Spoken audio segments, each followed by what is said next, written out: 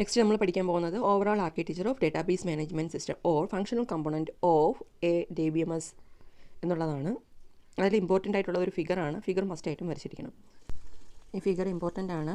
ഇപ്പോൾ naive users, application program, sophisticated user, database administrator, application interface, application programmers, ഇങ്ങനെ കുറേ elements include ചെയ്തിട്ടുള്ളൊരു ഫിഗറാണ്. അതിലിതിനെ 3 പാർട്ടായിട്ടാണ് ചെയ്തിരിക്കുന്നത്. Just ഇത് എന്ന് പറയുന്നത് ആപ്ലിക്കേഷൻ യൂസർ ആരൊക്കെയാണെന്നുള്ളത്, ഇത്രയും പാർട്ടെന്ന് പറയുന്നത് ക്വറി പ്രോസസ്സർ, ഇത് സ്റ്റോറേജ് മാനേജർ, ഇത് ഡിസ്ക് സ്റ്റോറേജ്. എന്താണ് ഓരോന്നും എന്ന് നമുക്ക് എക്സ്പ്ലെയിൻ ചെയ്യാം. സാധാരണഗതിയിൽ ഒരു application programme interface normal user use ചെയ്യുന്ന യൂസറിനെയാണ് നമ്മൾ നേവ് യൂസർ എന്ന് പറയാറ്. നേവ് യൂസർ എപ്പോഴും ഒരു ആപ്ലിക്കേഷൻ പ്രോഗ്രാമിംഗ് ഇൻ്റർഫേസ് ആയിരിക്കും യൂസ് ചെയ്യുന്നത്. എക്സാമ്പിൾ, ഒരു ATM മെഷീൻ്റെ ഇൻ്റർഫേസ് യൂസ് ചെയ്ത് ക്യാഷ് എടുക്കാനായിട്ട് പോകുന്ന ഒരാളാണ് നേവ് യൂസർ എന്ന് പറയുന്നത്. അതുമാത്രമല്ല, ഏത് രീതിയിലുള്ള ആപ്ലിക്കേഷൻ ഇൻ്റർഫേസ് യൂസ് ചെയ്യുന്ന സാധാരണ യൂസറിനെയും നേവ് യൂസർ എന്നാണ് പറയാറ്. അപ്പോൾ എന്താ ചെയ്യുന്നത്? ആപ്ലിക്കേഷൻ ഇൻ്റർഫേസ് വഴി യൂസ് ചെയ്യുന്നു, അയാൾ ഉദ്ദേശിക്കുന്ന കാര്യം അയാൾക്ക് ഔട്ട്പുട്ടായിട്ട് കിട്ടുന്നു. അതിനു വേണ്ടിയിട്ട് ഒരു ആപ്ലിക്കേഷൻ പ്രോഗ്രാമർ ആയിരിക്കും ഈ പറയുന്ന പ്രോഗ്രാമറെല്ലാം എഴുതി ഏതെങ്കിലും ഒരു പ്രോഗ്രാമിംഗ് ലാംഗ്വേജിൽ എക്സിക്യൂട്ട് ചെയ്ത് ഒരു ഒബ്ജക്റ്റ് കോഡായിട്ട് ക്രിയേറ്റ് ചെയ്ത് വെക്കുക.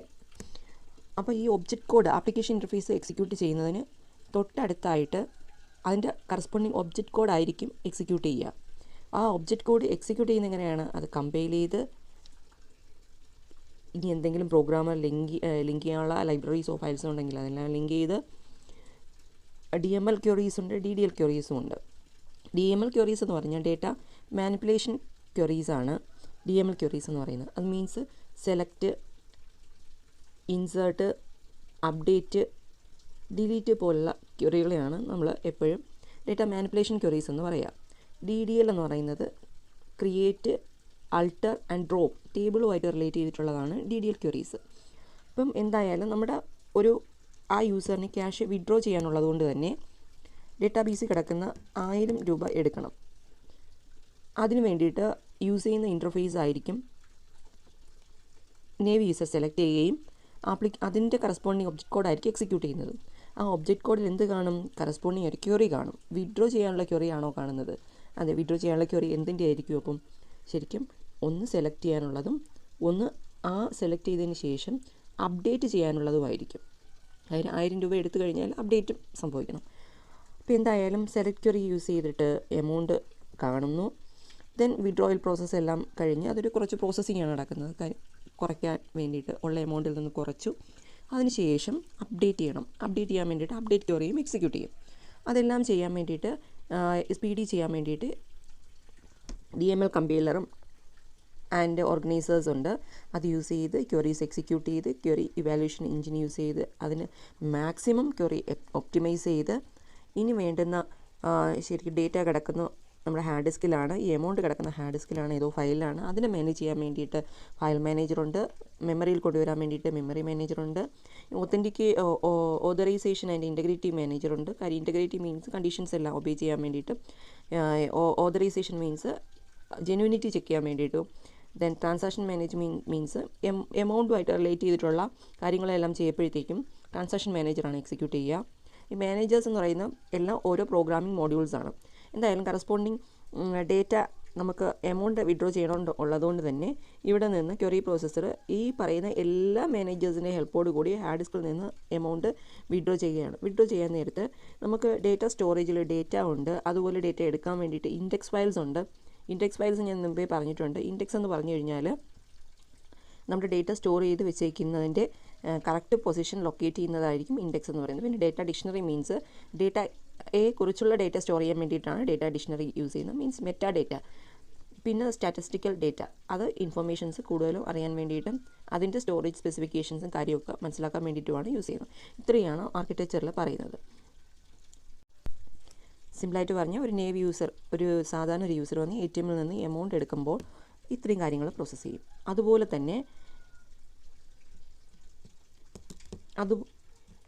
ഒരു ആപ്ലിക്കേഷൻ പ്രോഗ്രാമർ ആണെങ്കിലും ഈ കാര്യം തന്നെയാണ് ചെയ്യുന്നത്. ആപ്ലിക്കേഷൻ പ്രോഗ്രാം കറസ്പോണ്ടിങ് പ്രോഗ്രാം എഴുതുന്നു, ആ പ്രോഗ്രാം കമ്പൈൽ ചെയ്യുന്നു, അതിൻ്റെ ഒബ്ജക്റ്റ് കോഡ് ക്രിയേറ്റ് ചെയ്യുന്നു, അതിൽ DML DDL ആയിട്ടുള്ള ക്വയറീസ് ഉണ്ടെങ്കിൽ അതിനെല്ലാം നമ്മൾ ക്വയറി DML ക്വയറീസ് ഉണ്ടെന്നുണ്ടെങ്കിൽ DML കമ്പൈലറോ ഓർഗനൈസേഴ്സ് യൂസ് ചെയ്തും അതുപോലെ ക്വയറി വാലിഡേഷൻ എഞ്ചിൻ യൂസ് ചെയ്തും ഒക്കെ എക്സിക്യൂട്ട് ചെയ്തു കറസ്പോണ്ടിങ് മാനേജേഴ്സിൻ്റെ ഹെൽപ്പോട് കൂടി ഡെസ്കിൽ സ്റ്റോർ ചെയ്യുകയോ വിഡ്രോ ചെയ്യുകയോ ഒക്കെ ചെയ്യുന്നു.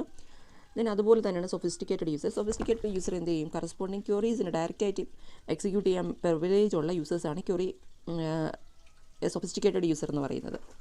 അപ്പോൾ അവർ ഡയറക്റ്റായിട്ടായിരിക്കും ക്വയറി പ്രോസസ്സിംഗ് ടൂൾ യൂസ് ചെയ്ത് DML ക്വയറി എക്സിക്യൂട്ട് ചെയ്യുന്നത്. ബാക്കിയെല്ലാം നേരത്തെ പറഞ്ഞതുപോലെ തന്നെയാണ് പ്രോസസ്സ് ചെയ്യുന്നത്. ഇനി അഡ്മിനിസ്ട്രേറ്റർ ചിന്ത ചെയ്യുന്നത്, administrator means who deals with logical ലെവലിൽ ഒരു ടേബിളിൻ്റെ സ്ട്രക്ചർ ക്രിയേറ്റ് ചെയ്യുക, ഒരു ഡേറ്റാബേസ് മാനേജ് ചെയ്യുക എന്നുള്ള എല്ലാ കാര്യങ്ങളും ചെയ്യുന്നത് ഡേറ്റാബേസ് അഡ്മിനിസ്ട്രേറ്ററാണ്. ഡേറ്റാബേസ് അഡ്മിനിസ്ട്രേറ്റർ ചെയ്യുന്ന സമയത്ത് നമ്മൾ CAD means create, alter, drop, mainly ഈ പറയുന്ന 3 ക്വയറീസ് ആയിരിക്കും എക്സിക്യൂട്ട് ചെയ്യാൻ വേണ്ടിയിട്ട് അഡ്മിനിസ്ട്രേറ്റർ കൂടുതൽ പ്രിവിലേജ് കൊടുത്തിരിക്കുന്നത്. ഇനി ഓരോ പാർട്ടും എന്താണെന്നുള്ളത് എക്സ്പ്ലെയിൻ ചെയ്യാൻ ഡേറ്റാബേസ് യൂസേഴ്സ് എന്ന് ചോദിച്ചു കഴിഞ്ഞാൽ 4 യൂസേഴ്സാണുള്ളത്. Naive users, application programmers, sophisticated users, database administrators. അപ്പോൾ നേവ് യൂസേഴ്സ് ആണെന്നുണ്ടെങ്കിൽ നമുക്ക് എൻഡ് യൂസേഴ്സിനെയാണ് നേവ് യൂസേഴ്സ് എന്ന് പറയുക. Naive users are common users who interact with the system by ഇൻവോവിങ് one of the application program that have been written previously. നമ്മൾ previously write ചെയ്ത് ഏതെങ്കിലും ഒരു ആപ്ലിക്കേഷൻ പ്രോഗ്രാം യൂസ് ചെയ്യുന്ന ഒരാളിനെ ആയിരിക്കും നേവ് യൂസർ എന്ന് പറയുന്നത്. For example bank tellers who need to transfer, നേരത്തെ പറഞ്ഞ എക്സാമ്പിളുള്ളത് തന്നെയാണ്.